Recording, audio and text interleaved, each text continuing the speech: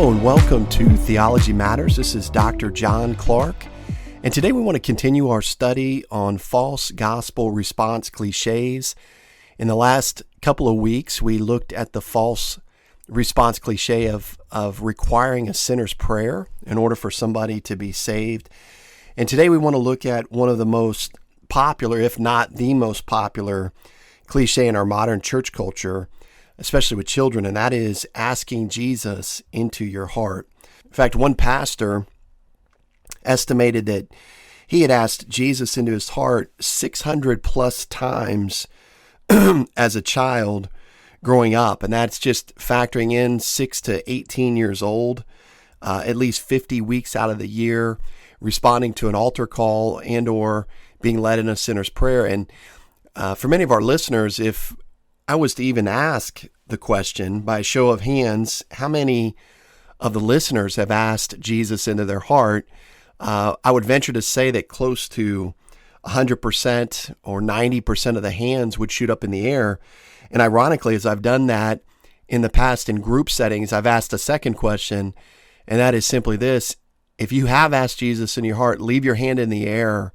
And if you've asked him into your heart more than once, keep your hand up. And the majority of the people keep their hand up. And I, in one group in particular, said, what about more than 5 times? Leave your hand up. More than 10 times, leave your hand up. And as you can imagine, the hands stay up in the air.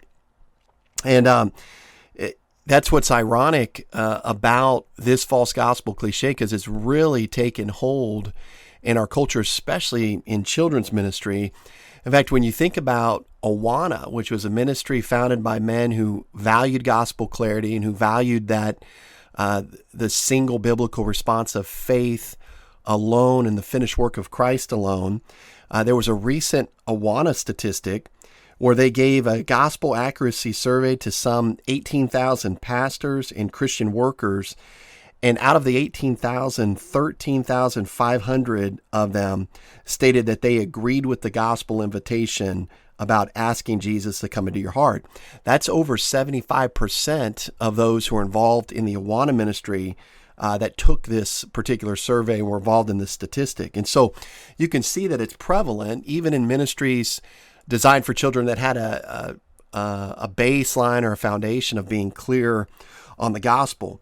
At the outset, I want to just express my gratitude to Pastor Dennis Roxer with the Duluth Bible Church. And if you have not gotten a copy of his booklet called 7 Reasons Not to Ask Jesus into Your Heart, it's published by Grace Gospel Press. I would highly recommend it. And in those 7 reasons, I just wanted to read those at the outset. Pastor Roxer says this: number 1, don't ask Jesus into your heart because it is never found in the Bible. Number 2, don't ask Jesus into your heart because it is not how one is saved. Number 3, don't ask Jesus into your heart because it requires no understanding of the gospel of grace to do it. Number 4, don't ask Jesus into your heart because it confuses the means of salvation with the results of salvation.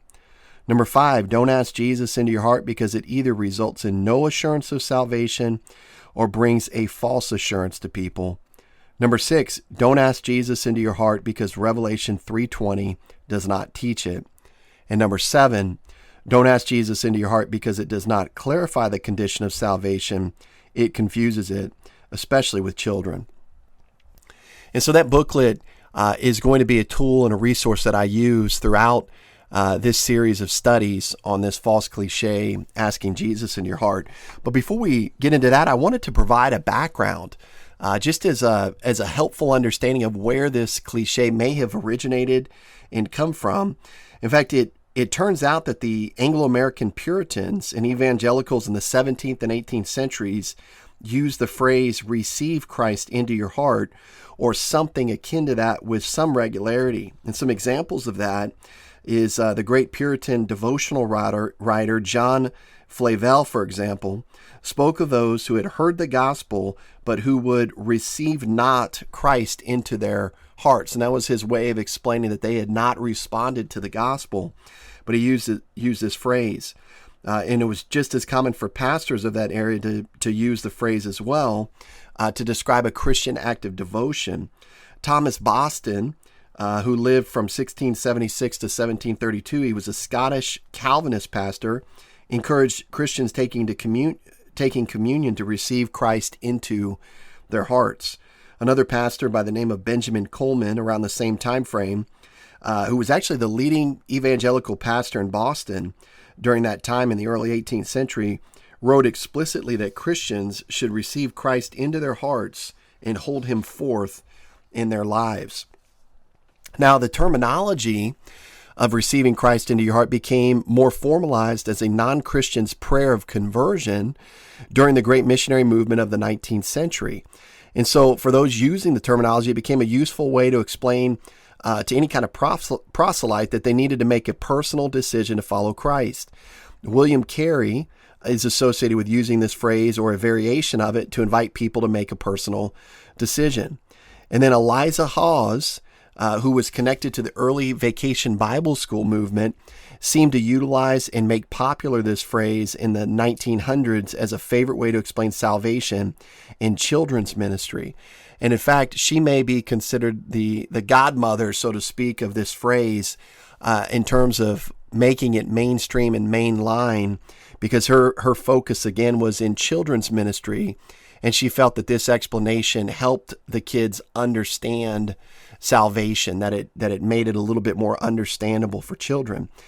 But it gets us all the way to the 1970s, where we see a major uptick in the use of the actual phrase, which we're familiar with, asking Jesus into your heart. And it's probably due to the fact that many children's ministries during the 70s became more formalized, and leaders constantly looked for simple ways to explain to children what a decision for Christ would entail. Now, why do people use it? Well, some use this phrase and claim that this response simplifies the gospel, or simplifies the response to the gospel, especially for children. The concept of faith explained biblically is something that even children could not understand. That's their reasoning, that this concept of faith is too abstract, and they needed to give them something more concrete so that they could sink their teeth into what exactly it meant to put their faith in Christ. And in fact, when we look at a sermon given to children in 1845 by a man named Alexander Fletcher, we get the transcript. It says this: "Oh, my young friends, how happy you shall be when Christ enters into your heart. I should like every little child this afternoon to present the following beautiful petition to Christ. It is a very remarkable one, but oh, he loves it. It is this: O Jesus, enter my heart. May thy grace enter into the soul of a little child, there to dwell forever." Now, concerned about the prevalence of false conversions, many pastors were keen to emphasize that salvation is not something attained just by attending church or being born in a Christian home.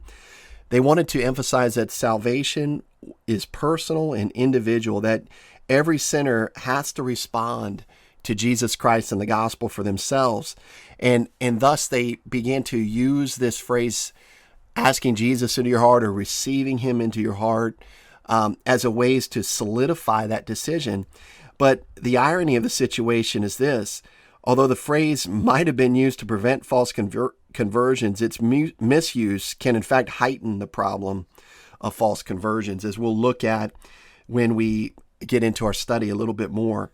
Now, one of the other things to consider is why is the cliche so prevalent? And I think I have alluded to it, but mainly we can trace its popularity to the formalized children's ministry teaching materials that have been developed over time. And, just on a personal level, as I've analyzed hundreds, if not thousands, of formal written gospel presentations over the years, many of them, ironically, do not include asking Jesus into your heart in the formal literature, when you look at formal literature.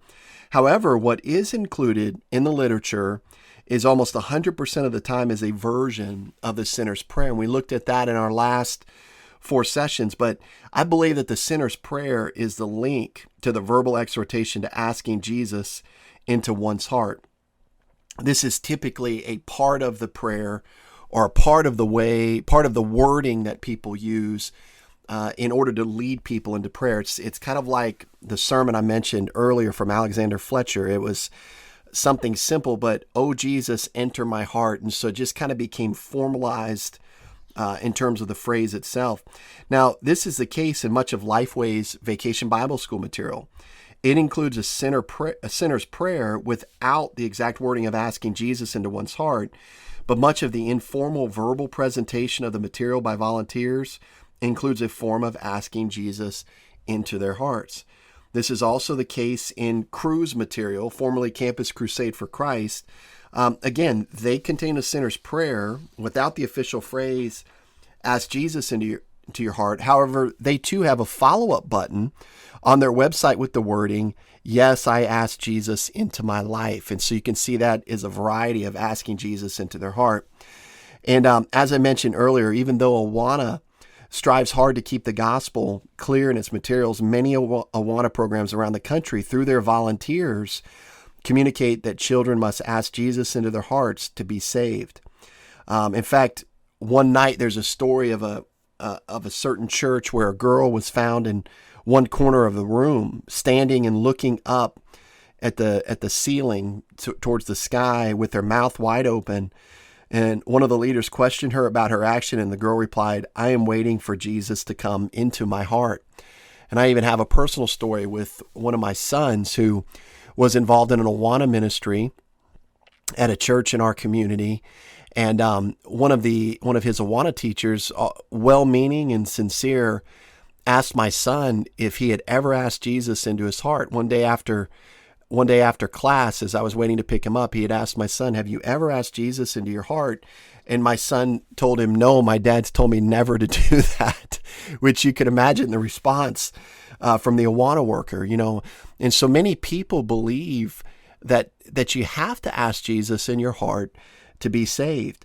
And so it's safe to assume that this phrasing is shared millions of times per year in our country through different vacation Bible school programs, Christian summer camps, Sunday schools, youth retreats, and Sunday morning services. And it begs the question, why does it even matter? Well, that's what we're going to look at in the next section. We're going to look at some of the common objections as to why this phraseology does matter, and why asking Jesus into your heart is not the proper biblical response to the gospel. I hope you'll join us next time.